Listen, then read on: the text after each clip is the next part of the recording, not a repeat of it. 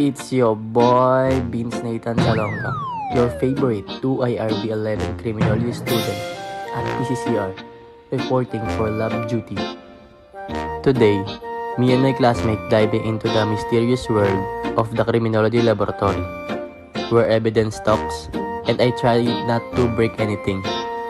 Grab your gloves, goggles, and maybe a prayer, cause things are about to get forensically fun. Let's G. So right now, we are here in our classroom, and since our facilitator hasn't arrived yet, my classmates and I decided to make the most of our time and go ahead with our lab visit. We are now on the hunt for the chemistry department. Kind of feels like we're detective mode.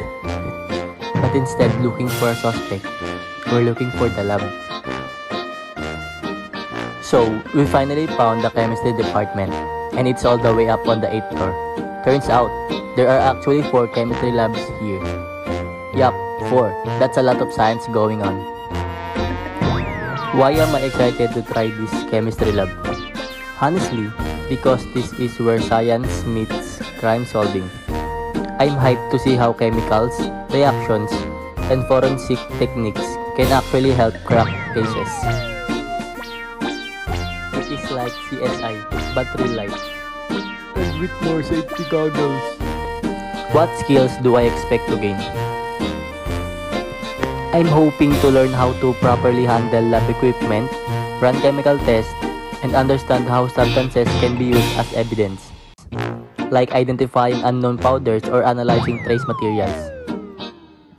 How will these skills help me in criminology and my future career? These lab skills are key if I want to work in forensics or investigation. Knowing how to analyze evidence properly can make or break a case. And as future criminologists, understanding the science behind the scenes gives me that extra edge. That's a wrap, detective. I survived the lab. No explosions, no broken test tubes, and I might have learned something too. Don't forget to like, comment, and subscribe, or I will put your fingerprints under the microscope next. This is Vince Nathan Salonga, signing off from the crime lab. Stay sharp and stay safe. Thank you for watching.